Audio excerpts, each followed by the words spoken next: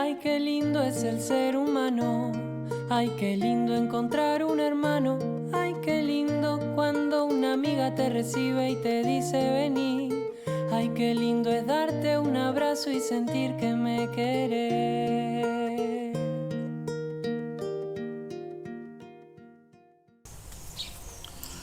Hola, ¿qué tal? Bienvenidos, bienvenidas. Esto es Perspectiva Esperanza. Y hoy queremos conversar, reflexionar un poquito sobre, religión y militarismo.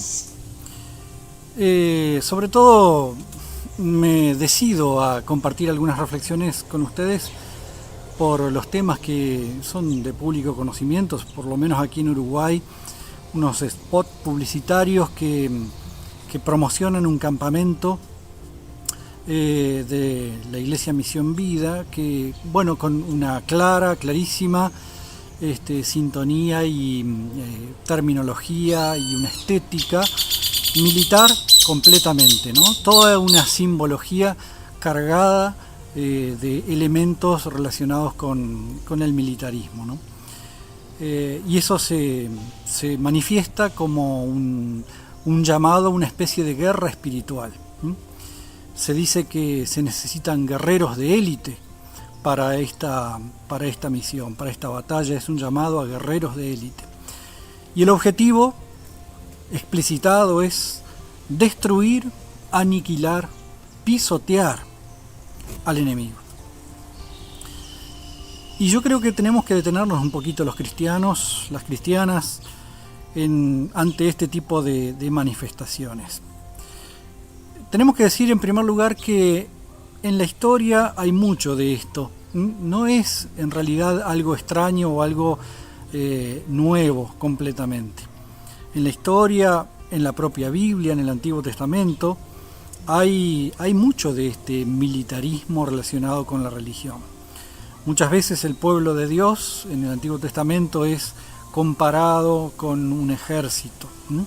De hecho está la expresión el Señor de los ejércitos o Yahvé de los ejércitos, aunque se discute si la palabra ejército es correcta o más bien debería traducirse como hueste o como multitud. Pero también hay en el Antiguo Testamento claros llamados a una perspectiva diferente. Los profetas, muchos de ellos hablan de un llamado a la paz. El más, tal vez uno de los textos más hermosos del Antiguo Testamento, Isaías 2:4, habla de, en una visión mesiánica, ¿no? Cómo los pueblos forjarán arados con sus espadas. Y eso es un símbolo tremendamente fuerte de la búsqueda de la paz, de un llamado a la paz que viene del propio Dios. También en el en el Nuevo Testamento también aparece el tema militar. En algunos escritos del apóstol Pablo, por ejemplo, existe se toman elementos del atuendo militar, del atuendo del soldado, para hablar de cuestiones de la fe. Y hay también en el Nuevo Testamento muchas denuncias sobre las situaciones que se generaban por los abusos de los ejércitos romanos, que eran el imperio dominante en aquel tiempo. Y en la literatura apocalíptica, por ejemplo, también hay toda una especie de mística militante, ¿no? De terminología relacionada, que tiene que ver con la resistencia en esos tiempos de persecución, de tiempos tan difíciles como fueron los que dieron origen a la apocalíptica. Así que por un lado tenemos que decir, no nos tenemos que sorprender demasiado, pero sí tenemos que preguntarnos, ¿qué hay de humano y qué hay de divino en esto? ¿Qué hay de Dios? ¿Será un designio, será un llamado de Dios o es otra cosa? ¿O son intereses humanos? Sobre todo porque muchas veces se dice, como se dice en este caso, que es un llamado a resistir. Sin embargo, toda la simbología, todas las palabras, los términos, todo más bien tiene que ver con el atacar. destruir, aniquilar, pisotear, no parecen ser palabras que tengan que ver con la resistencia, sino más bien con la fuerza, con el ir adelante. También tenemos que recordar que en la historia ha habido mucho de esto también, ¿no? Las cruzadas, las famosas cruzadas, la Guerra Santa, ¿no? Que se presentaban como la gran cosa para conquistar los territorios, los lugares sagrados, la Tierra Santa, etc., aunque detrás de eso sabemos que había oscuros intereses políticos y económicos. La propia Inquisición, todo lo que significó, y bueno, el casamiento entre la cruz y la espada, entre lo militar y lo religioso a lo largo de la historia, que no ha generado nada, pero nada bueno. Pero por sobre todas las cosas, creo que la gran pregunta que tenemos que hacernos es la pregunta central: ¿qué piensa Jesús de todo esto? ¿Y qué tenemos para decir nosotros de todo esto? Y en esto quiero ser claro, y me parece que la palabra, los evangelios son claros. Los evangelios nos hablan de un nuevo tiempo, de una nueva era que inaugura Jesús, que nos trae Jesús. También han oído que se dijo, dice Jesús, ama a tu prójimo y odia a tu enemigo.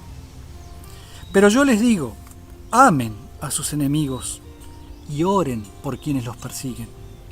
Así ustedes serán hijos de su Padre que está en el cielo, pues Él hace que su sol salga sobre los buenos y los malos y manda la lluvia sobre justos e injustos. Creo que esa es la clave que nos tiene que mover a nosotros y a nosotras. La palabra de Jesús, que es un llamado al amor, que es un llamado a la intercesión, no a la violencia. Creo que las palabras destruir, aniquilar, pisotear, no tienen nada que ver con el Evangelio. Por el contrario, son lo opuesto al Evangelio. Son manifestaciones de violencia y de una ansia de poder, que poco tiene que ver con el poder de Dios, y sí tiene mucho que ver con poderes humanos, autocráticos, autoritarios, jerárquicos, que se quieren imponer y que se buscan imponer a toda la sociedad. Creo que hoy más que nunca tenemos que, nosotros y nosotras, hijos e hijas de Dios, afirmarnos en las palabras de Jesús, que dijo: dichosos o bienaventurados los que trabajan por la paz, porque Dios los llamará hijos suyos. Que en esta perspectiva esperanza nos afirmemos en este camino de esperanza, en el camino de la paz y en el rechazo a toda guerra, a toda violencia, a todo militarismo. Será hasta la próxima.